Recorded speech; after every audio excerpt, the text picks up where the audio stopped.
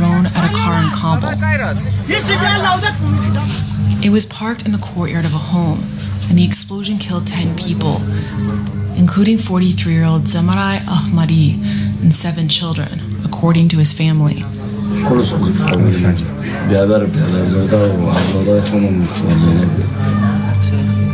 The Pentagon claimed that Ahmadi was a facilitator for the Islamic State and that his car was packed with explosives, posing an imminent threat to U.S. troops guarding the evacuation at the Kabul airport.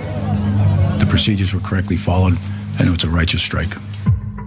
What the military apparently didn't know was that Ahmadi was a longtime aid worker who colleagues and family members said spent the hours before he died running office errands and ended his day by pulling up to his house. Soon after, his Toyota was hit with a 20-pound Hellfire missile. What was interpreted as the suspicious moves of a terrorist may have just been an average day in his life. And it's possible that what the military saw Ahmadi loading into his car were water canisters he was bringing home to his family, not explosives. Using never-before-seen security camera footage of Ahmadi, interviews with his family, co-workers and witnesses, we will piece together for the first time his movements in the hours before he was killed.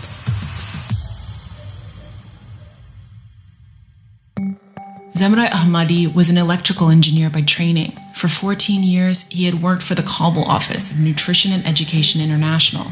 NEI established a total of 11 soybean processing plants in Afghanistan. It's a California-based NGO that fights malnutrition.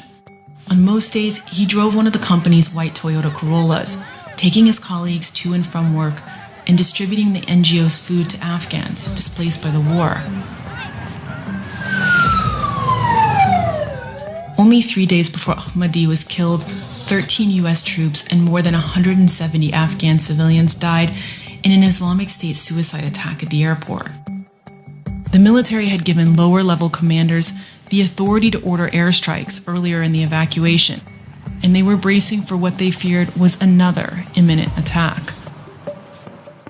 To reconstruct Ahmadi's movement on August 29th, in the hours before he was killed, the Times pieced together the security camera footage from his office with interviews with more than a dozen of Ahmadi's colleagues and family members.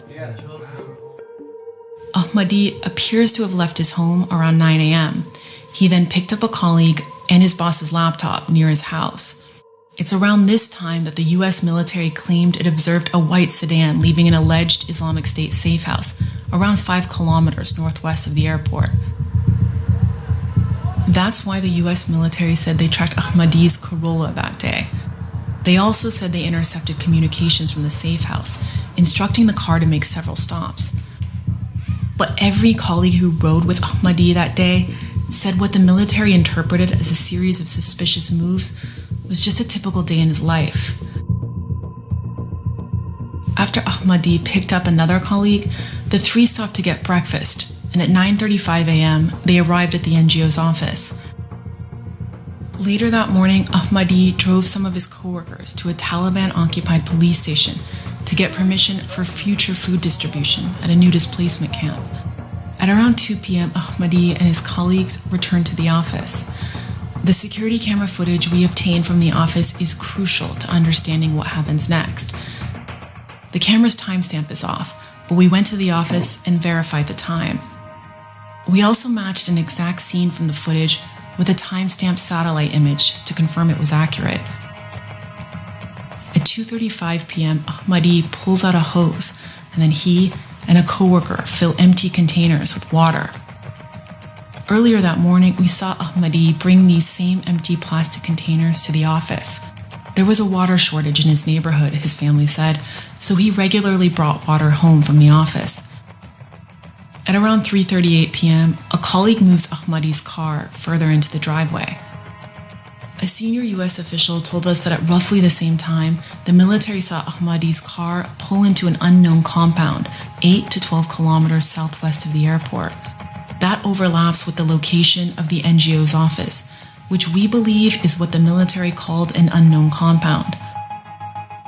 With the workday ending, an employee switched off the office generator, and the feed from the camera ends.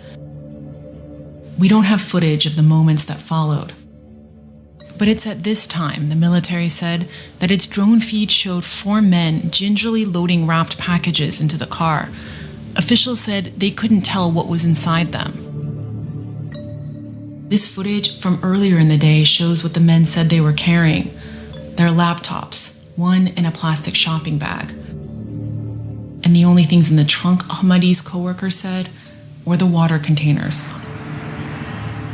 Ahmadi dropped each one of them off, then drove to his home in a dense neighborhood near the airport.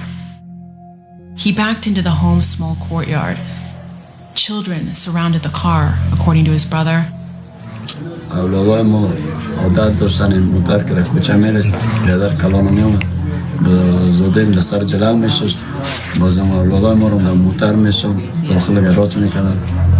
A U.S. official said the military feared the car would leave again and go into an even more crowded street or to the airport itself.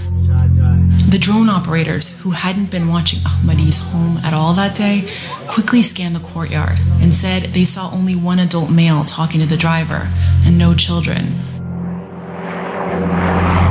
They decided this was the moment to strike.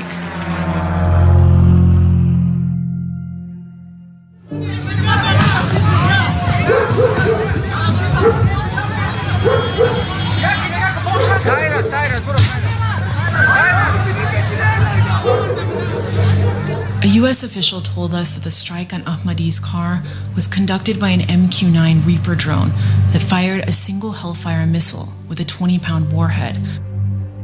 We found remnants of the missile, which experts said matched a Hellfire at the scene of the attack. In the days after the attack, the Pentagon repeatedly claimed that the missile strike set off other explosions, and that these likely killed the civilians in the courtyard. Significant secondary explosions from the targeted vehicle indicated the presence of a substantial amount of explosive material. Because there were secondary explosions, there's a reasonable conclusion to be made that there was explosives in that vehicle. But a senior military official later told us that it was only possible to probable that explosives in the car caused another blast. We gathered photos and videos of the scene taken by journalists and visited the courtyard multiple times. We shared the evidence with 3 weapons experts who said the damage was consistent with the impact of a Hellfire missile. They pointed to the small crater beneath Ahmadi's car and the damage from the metal fragments of the warhead. This plastic melted as a result of a car fire triggered by the missile strike. All 3 experts also pointed out what was missing: any evidence of the large secondary explosions described by the Pentagon. No collapsed or blown out walls, including next to the trunk with the alleged explosives. No sign that a second car parked in the courtyard was overturned by a large blast. No destroyed vegetation. All of this matches what eyewitnesses told us, that a single missile exploded and triggered a large fire. There is one final detail visible in the wreckage: containers, identical to the ones that Ahmadi and his colleague filled with water and loaded into his trunk before heading home. Even though the military said the drone team watched the car for 8 hours that day, a senior official also said they weren't aware of any water containers. The Pentagon has not provided the Times with evidence of explosives in Ahmadi's vehicle or shared what they say is the intelligence that linked him to the Islamic State. But the morning after the U.S. killed Ahmadi, the Islamic State did launch rockets at the airport from a residential area Ahmadi had driven through the previous day, and the vehicle they used was a white Toyota.